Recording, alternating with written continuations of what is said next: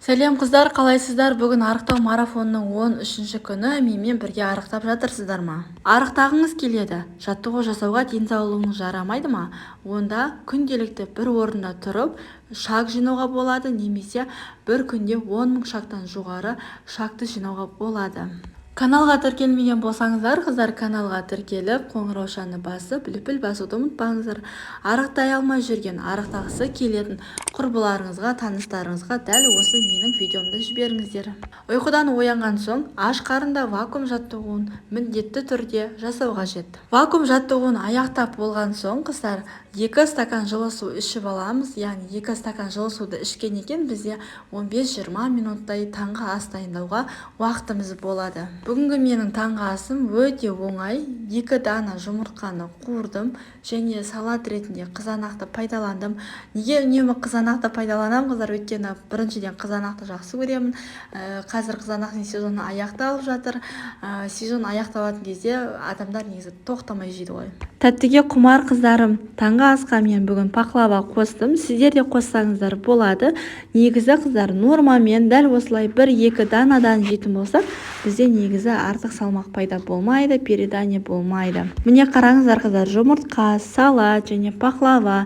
Дәл осы таңғы асқа мен өте қатты тойдым. Сіздер тояр ма едіңіздер? Негізі қыздар, кеше біз қонақ күткен болатынбыз және қонақтықтан осындай тәттілер қалған болатын. Ал осындай тәттілерді кешкіге жемей таңғы асқа мен алып қалдым. Кешкіге жемеуге тырысыңыздар қыздар.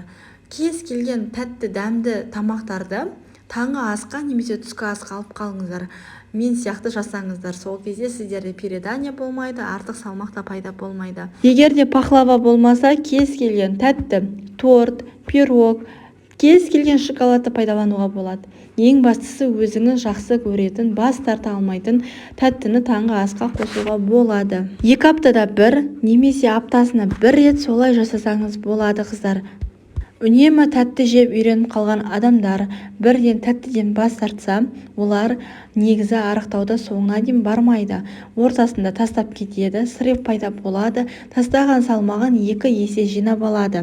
Ал біздің мақсат салмақты 2 есе жинап алу емес, біздің мақсат салмақты тастау. Бүгінгі менің түскі асым манты. Кеше қонаққа манты дайындаған болатынбыз және ол мантыларды мен түскі асқа алып қалдым. Негізі нормада қыздар 4-5 штук манты бізге жеткілікті.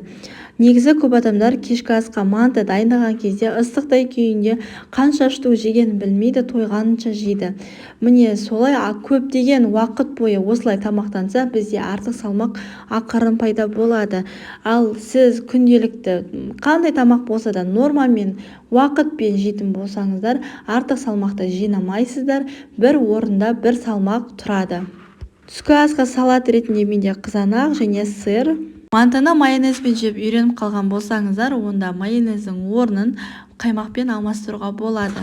Байқасаңыздар, мен 3 мезгіл тамақтанып жүрмін. 3 мезгіл тамақтану кезінде мен тамағым өте дәмді болу қажет. Міне тамақтың дәмін келтіру үшін, тәттіні жақсы көргендіктен мен қарбызды түскі асқа қостым. Егер де сіздерде қарбыз, кез келген жеміс болса, түскі асқа қосуға болады. Дәл осындай түскі ас мен үшін өте қатты тойымды болды. Манты менде асқабақпен жасалған. Мен асқабақпен жасалған мантыны, ораманы өте қатты жақсы көремін. Бұрын бала кезден жақсы көрмейтін едім. Керісінше асқабақты көрсем, бала кезден мен асқабақты жинап алатынмын. Почему-то тек қана қамырын жейтінмін. Мен үшін ет семіртетін болып сезілетін.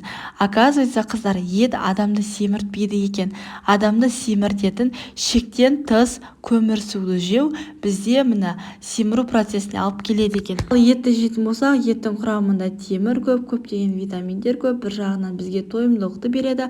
3-4 сағатқа дейін бізде ет жесек тойып жүретін боламыз. Ал егер де біздің түскі асымызда ет болмаса, қыздар, 20-30 минуттан кейін тағы да бір нәрсе жегіміз келіп тұрады, қанағат тұтпаймыз. Әйтеуір тамаққа қарай жүгіріп тұрамыз. Сол үшін бізде ағзада белок жалпы нормада болсын десеңіздер, етті жеуге тырысыңыздар. Кешкі ас менде қыздар 1 дана қияр, және оның қасына жеңіл болсын деп айранды қостым. Айран менде қыздар 1 кесе болды.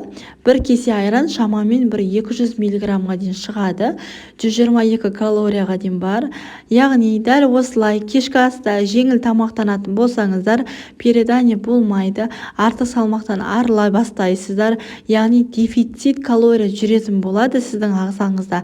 Сол үшін қыздар, дәл осылай кешкі уақытта жеңіл тамақтануға тырысыңыздар. Көптеген адамдардың қателігі кешкі асқа палау, қуырылған тамақтардың түрлері, манты, плов деген сияқты көптеген тамақтарды кешкі асқа жейді де артық салмақты ақырын жинап алады.